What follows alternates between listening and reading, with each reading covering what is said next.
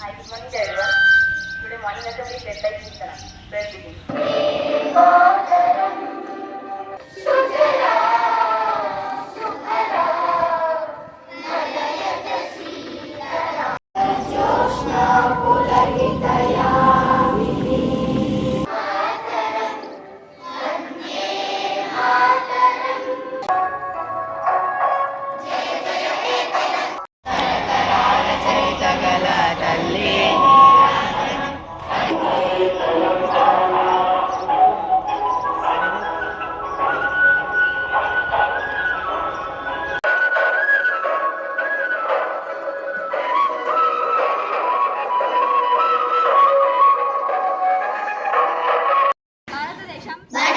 నా మాతృభూమి భారతీయులందరూ నా సహోదరులు.